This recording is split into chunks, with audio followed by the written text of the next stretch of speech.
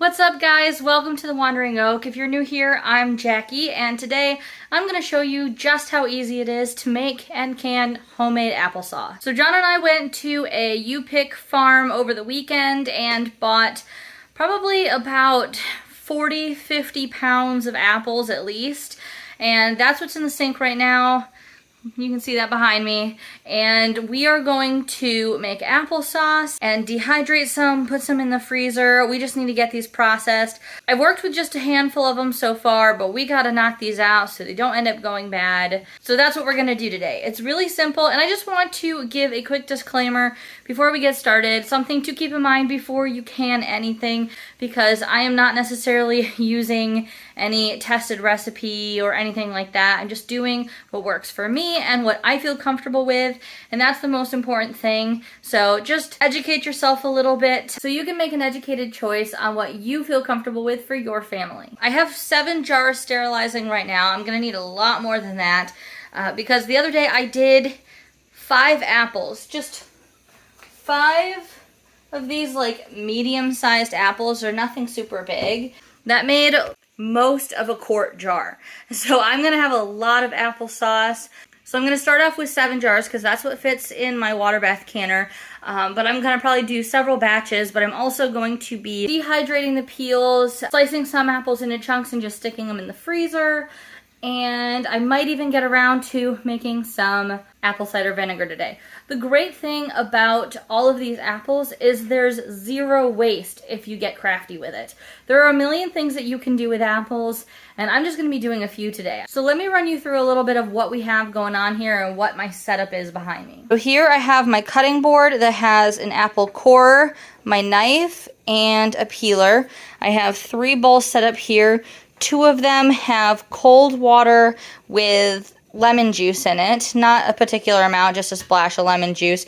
And this is what's going to keep the apples from going brown. I'm going to immediately put them in here once I cut them, and that will stop them from turning brown so quickly. So I have 1 bowl that all of my peels are going to go in, 1 bowl that all of the apple flesh is going to go in, and this bowl here that doesn't have anything in it, this is what I'm going to put the cores in.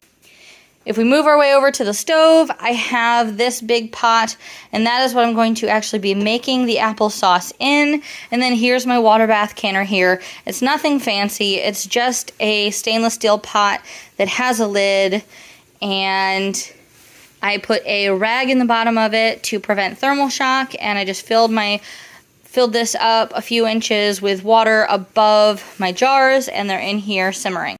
And once my water bath canner here starts to boil, I will let it boil for 10 minutes, and that's when my jars are sterilized. I'll take the jars out, and they will just chill out, waiting to be filled with the applesauce. I put all the apples in the sink. I'm going to wash them, take them over to the cutting board, disassemble them. So I'm going to start by coring them. And the cores, like I said, will go in this bowl, and then I will peel them into another bowl, and then make chunks of the flesh to then put in this bowl. And like I said, this is just a bowl of cold water with lemon juice in it just to keep it from going brown. I'm also going to be dehydrating the peels. I've already, from the last batch that I did, I already dehydrated. This is the apple peels from 5 apples. That's it. And these can be used as just to snack on. You can add them to things. You can grind them up into powder, put them in smoothies, all kinds of stuff. So yeah, there are a ton of uses for apples, and we're just going to get going on this because I have a lot of apples to do.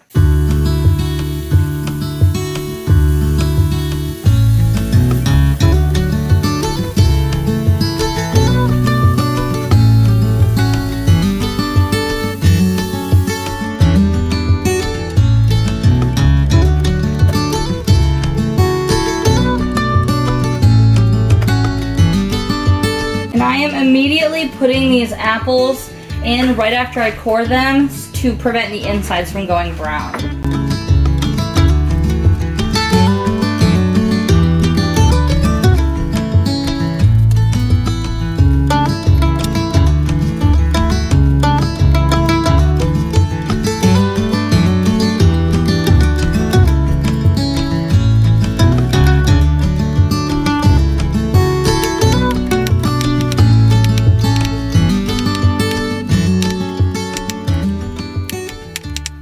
Now I'm just going to do that same thing over and over again until I have as many apples cut as I want to make my applesauce. Alright, so what I got going on behind me is I've got the sterilized jars over here, the first 7 that I put in the pot. I'm letting the water cool down just a little bit before I add these last 5 that were in the case because I don't want to, you know, I don't want to have any thermal shock happen and have them crack, so I'm letting that cool down a little bit. And then I'll just do the same thing. I'll bring it up to a boil, let it boil for 10 minutes, and then they'll be ready to go like those over there. And so I have 10 apples in this bowl right here, and so now I'm going to put them in this pot with just a little bit of water so they don't scorch. You can also use apple cider vinegar, apple cider, if you want a more strong apple flavor. I'm just going to use the water that they're sitting in right now with the lemon juice in it. That'll also help to bring the pH up a little bit. We're just going to let these cook until they get fork tender, and then I'll show you what we do after that.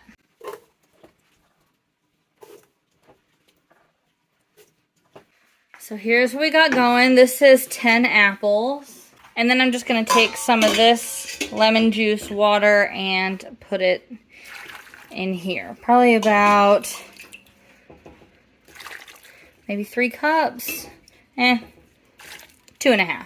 I am just going to stir this. So check out my new spatula. Isn't that so cute? Anyway, so I'm just going to stir this as it cooks. See, there's about that much water. You just want to make sure that the apples aren't going to scorch on the bottom here. So I'm just going to put this on medium and let this cook down until I can easily stick a fork into one of the bigger pieces, and then we will mash it up.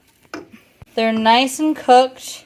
They are very fork tender. At this point, if you want to strain any of this water, go for it. You'll have a thicker applesauce. I'm just going to leave it in here. And now I'm going to very, very carefully and slowly take my immersion blender and blend it up. It's at this point that you decide what the consistency of the applesauce is. If you want it a little more chunky, don't blend it as much.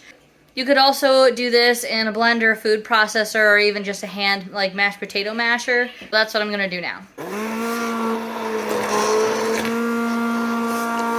Once your applesauce is blended to the consistency that you would like, this is the point where the creative freedom can come in. So you can be done with it right now if you just want all natural, plain applesauce. Go ahead and be done at this point. You can can it just the way that it is. I'm going to be making some cinnamon sugar applesauce. I'm just going to put cinnamon sugar in here to taste, and then I'm going to just bring it back to a boil, and then at that point I'll can it.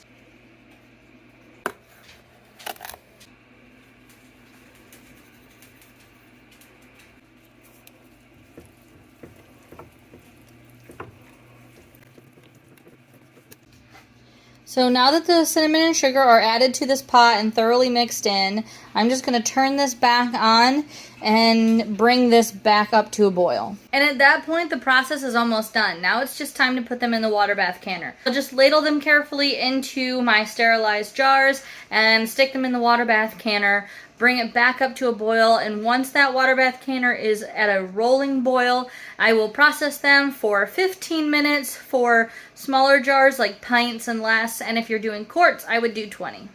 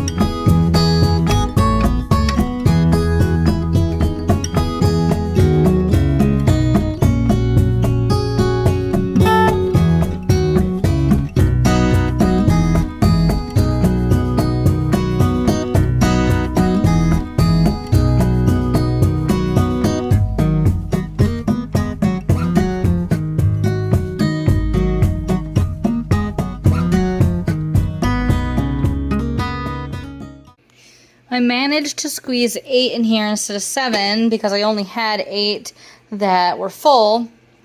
So now I'm gonna slide this back on the burner, lid on, and we are going to bring that to a boil. So the 15 minutes that we need to process those for starts after it starts to boil, not once we put the jars in. So I'm gonna let that come to a boil, and then I'll put a timer on for 15 minutes. After the 15 minutes is over, I will take all the jars out and leave them on this towel right here for the next 12 to 24 hours.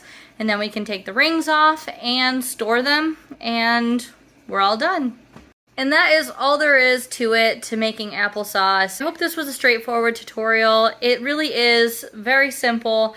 And from my experience here, if you leave the water in and don't take the water out after you have cooked the apples the first time, it seems like 5 apples makes 4 half pints, so 2 pints. So that's just a little math for you if you're trying to plan out how many apples that you need to buy. 5 apples per 2 pints. So like 2.5 apples per pint. The rest of my day is just gonna be doing pretty much the same thing you saw here. Gotta get these apples all taken care of so they're out of my sink. So I've got a lot more chopping to do. But I hope you have a wonderful day, and I'll see you again in the next video. Bye.